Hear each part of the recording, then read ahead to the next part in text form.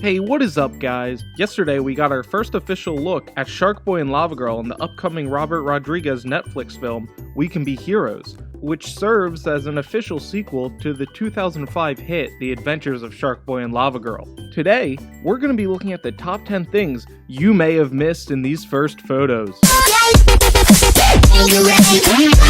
Number 10. When the first images were revealed, many people on the internet's first thought was, where's Taylor? In the 2005 film, Taylor Lautner starred as SHARKBOY, but here in this image, he is noticeably absent. Many online speculated that perhaps Taylor Lautner just didn't want to come back to the film.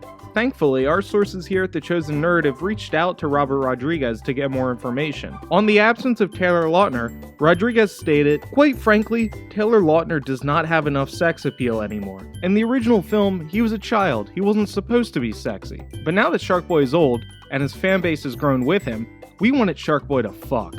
And Taylor Lautner, quite frankly, does not fuck anymore." Number 9. The film also stars Pedro Pascal, which has many fans questioning whether or not this might be connected to Disney Plus's The Mandalorian. When asked on the subject, Pascal simply winked and said yub-nub, leaving many fans to believe that this will, in fact, be in the Mandalorian universe. Let's just hope they keep Ruin Johnson and Jar Jar Abrams away from it. Number 8. What many fans may have missed is that SHARKBOY and LAVAGIRL are in this movie. Number 7. In one of the official images released by Netflix, we can see the daughter of SHARKBOY and LAVAGIRL, Guppy. She is seen riding a metallic shark. Personally, I'm most excited to see this shark in action. I think it's a really cool design, and seems like it will be a really good killing machine in battle. With such a great look like this, it's not clear yet whether or not this is done with CGI, or if it's a practical effect. Could you run into one of these in the wild? I guess we'll have to see the film to find out. Number 6. If you recall the first film, most of the adventures of SHARKBOY and LAVAGIRL take place in Max's dreams. So one must ask when seeing this image, whose dream are we in now? Along with Pedro Pascal, the film also stars Christian Slater. This comes right off the heels of Christian Slater's starring role in the USA hit show, Mr. Robot. The show is famous for its depiction of Elliot, played by Rami Malek, a mentally ill hacker who consistently mixes up reality and his own delusions. Could Christian Slater's presence in this new Rodriguez joint be foreshadowing for whose head this all takes place in? Number 15. Burger King foot lettuce.